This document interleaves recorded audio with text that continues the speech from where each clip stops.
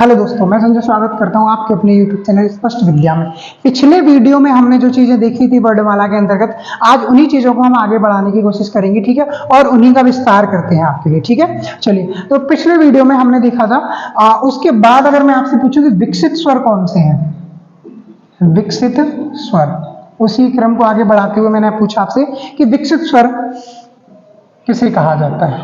विकसित स्वर बताना है आपको। तो देखिए, विकसित स्वर में आता है आपका चंद्र बिंदी वाला, ठीक है। ये क्या माना जाता है, विकसित स्वर कहा जाता है। इसी को हम जो है अनुनासिक स्वर भी कह देते हैं। अनुनासिक स्वर भी कह दिया जाता है, या हम इसी को जो है चंद्र बिंदु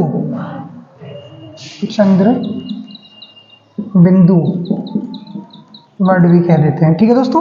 इसे नोट कर लो फटाफट से।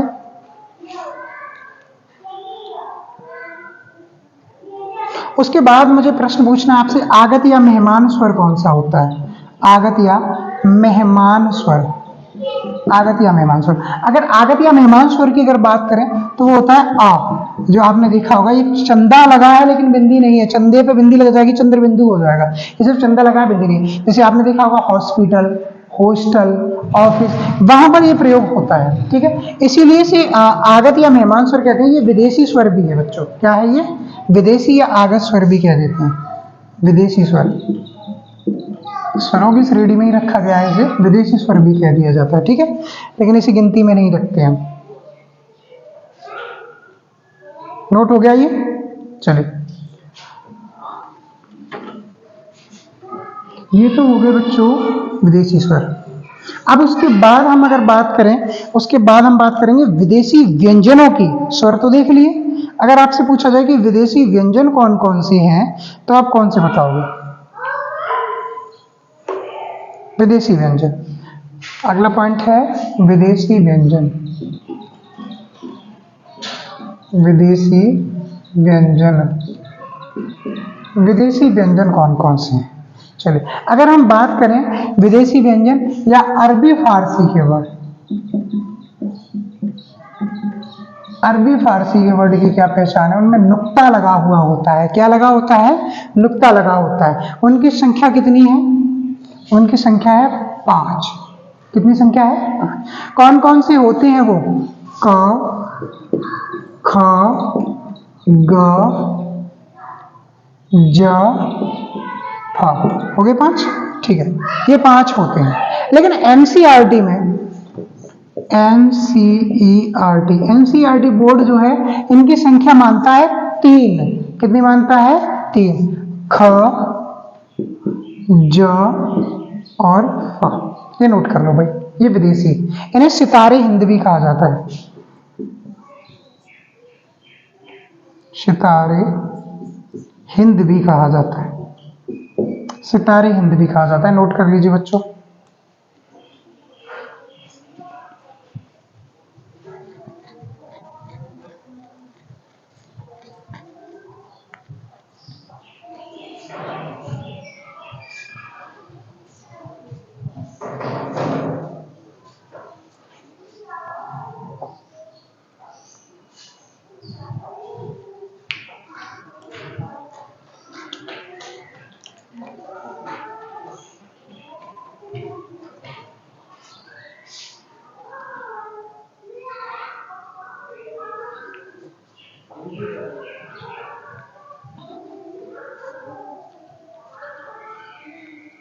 नोट हुआ ये। चलिए, इसके बाद अगर हम चर्चा को आगे बढ़ाएं तो अगला वर्ड कौन सा आता है, महत्वपूर्ण वर्ड है ये आपके।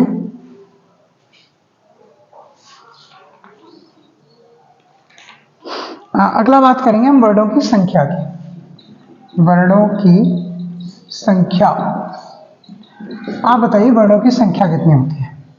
आपने पढ़ा होगा 44 होती है, कोई बताता है 52 होती है, कोई बताता है 56 होती है।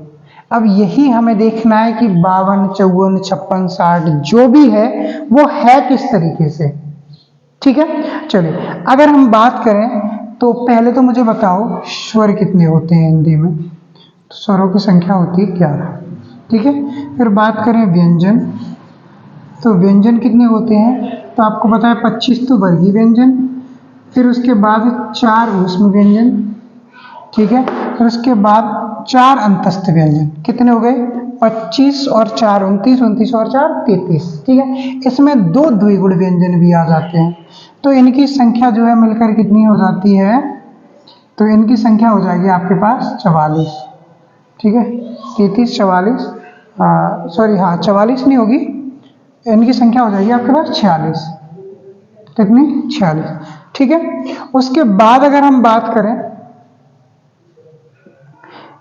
और संयुक्त अक्षर, संयुक्त अक्षर, संयुक्त अक्षर कितने होते हैं, तो 4 संयुक्त अक्षर आ जाते हैं आपके। ठीक है, कितने, 4 संयुक्त अक्षर आ जाते हैं, और फिर उसके बाद 4 संयुक्त अक्षर आ जाएंगे। ठीक है, और फिर 2 अयोगवाह, अयोगवाह। अब बताओ इनकी संख्या कितनी होगी, तो साहब अब 2 अयोगवाह आ जाएंगे, तो इनकी संख्या हो जाएगी 52। कितनी हो जाएगी, 52। ठीक है, तो ये तो हो गई हिंदी वर्णमाला के अनुसार। अगर हम बात करें एनसीईआरटी में, एनसीईआरटी में कितने वर्ण माने जाते हैं, एनसीईआरटी में जो वर्णों की संख्या मानी जाती है वो मानी जाती है 56। उसमें 4 वर्ण और जोड़ दिए जाते हैं, वो 4 वर्ण कौन कौन से हैं, ख, ज, फ, और एक जो आपका विदेशी स्वर था अ वाला, ये वाला चंद्र बिंदु वाला नहीं, अ वाला। ठीक है, ये जोड़ दिए जाते हैं, तो कुल मिलाकर इनकी संख्या कितनी हो जाती है, 56। फटाफट से कर लो नोट भाई।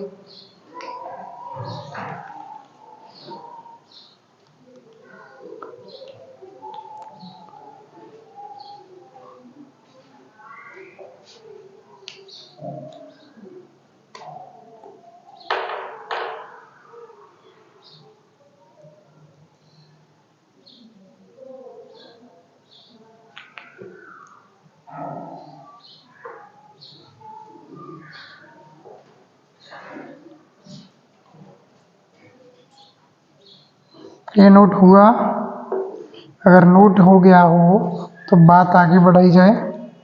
चलिए अब हम लोग बात करेंगे साहित्य या शब्दकोश के आधार पर वर्णमाला। साहित्य या शब्दकोश के आधार पर वर्णमाला, साहित्य या शब्दकोश के आधार पर वर्णमाला। तो हेडिंग बना लीजिए, साहित्य कोश, कोश या शब्दकोश के आधार पर वर्णमाला, साहित्य कोश या शब्दकोश के आधार पर वर्णमाला। ठीक है,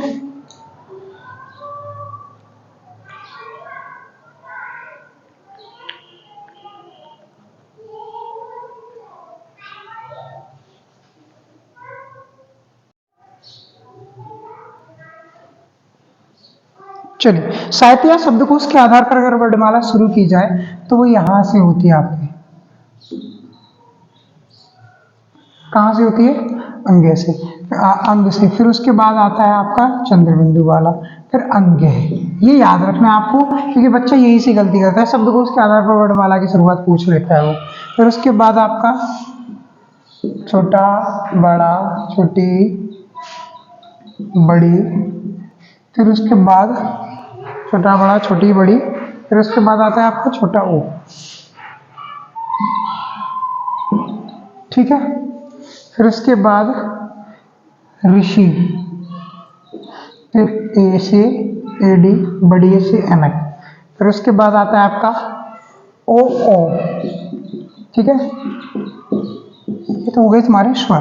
ठीक, फिर उसके बाद बात कर लेते हैं व्यंजनों की, तो क, फिर खा नहीं आता, यहाँ छा आता है, फिर खा, फिर ग, फिर घा, फिर ड़। ठीक है, फिर उसके बाद च, छ, ज, फिर ज्ञ, फिर झ, फिर य। इतना परिवर्तन याद रखना है, ज के बाद क्या आ जाएगा, ज्ञ। ठीक है, फिर उसके बाद हम बात करेंगे ट ठ ट ठ, फिर उसके बाद आता है आपका ड ढ अण, इसमें कोई परिवर्तन नहीं होगा। फिर उसके बाद अगला आता है आपका त, फिर त्र, फिर थ द ध और न। फिर उसके बाद अगला वर्ण है आपका प फ ब भ और म। ठीक है, फिर ये वर्ड आ जाते हैं आपके।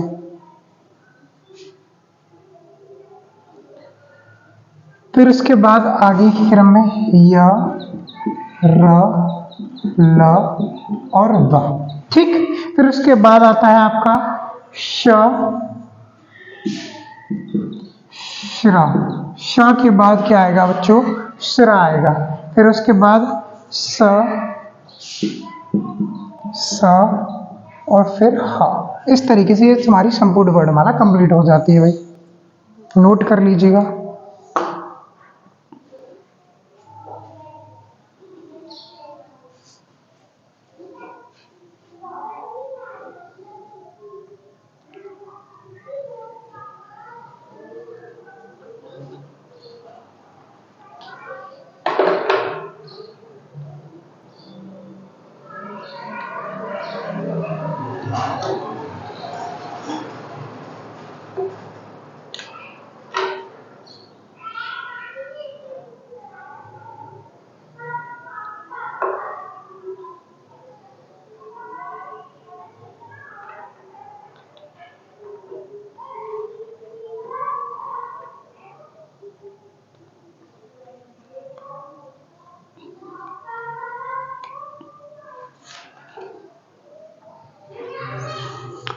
चलिए अब हम लोग जो है शब्दकोश बनाना सीख लेते हैं, जो कि अंतिम बिंदु है आपका।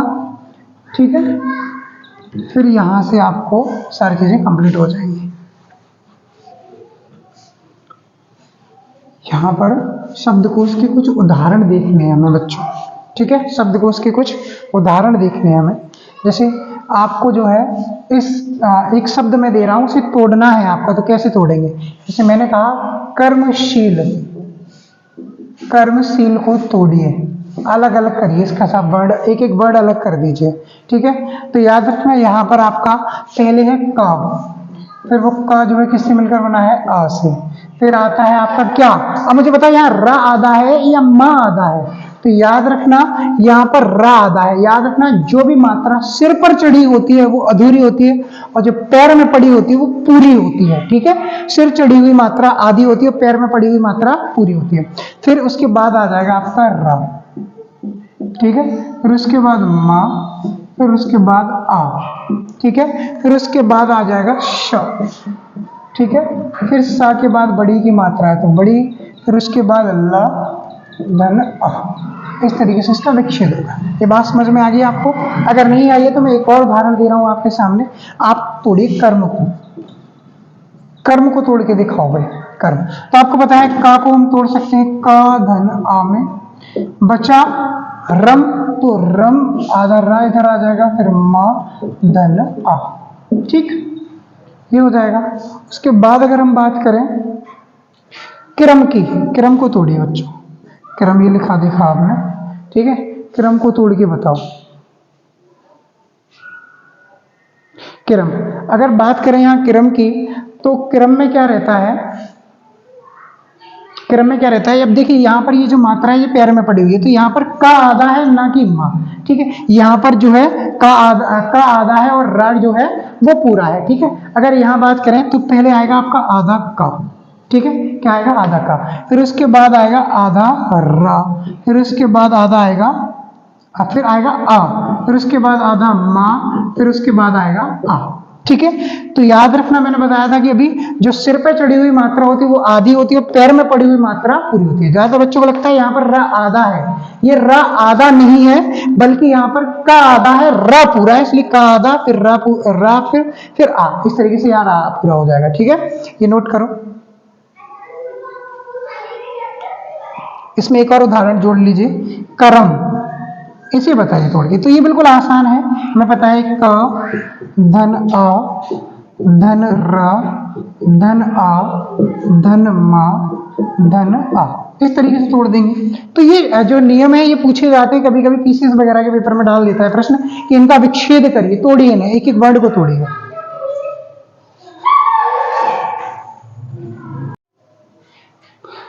चलो, ये कुछ चीजें हैं जो होमवर्क में आपको इसी तरीके से इनका जो है वर्ड विच्छेद करना है इनका।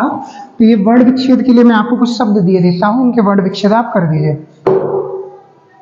जैसे एक आपके सामने है पर्व, इसका वर्ड विच्छेद करना है आपको। एक शब्द है आपके सामने प्रकाश, इसका वर्ड विच्छेद करना है घर बैठ के, ठीक है। एक शब्द है आपके सामने प्रक्रम, प्रक्रम, इसका वर्ड विच्छेद करिएगा, ये होमवर्क में रहेगा। एक है आपका प्रवणता, ये इनका जो है वर्ड विच्छेद करना है, ये आपके लिए होमवर्क में रहेगा, ठीक है दोस्तों। इसी के साथ आपकी वर्णमाला समाप्त होती है। अगर आपको वीडियो अच्छी लगी हो तो लाइक करें, कमेंट करें, शेयर करें, और अगर जो है नए वीडियो के लिए नोटिफिकेशन चाहिए तो चैनल को सब्सक्राइब करके बेल आइकन दबा लीजिए, ठीक है। थैंक यू, नमस्कार।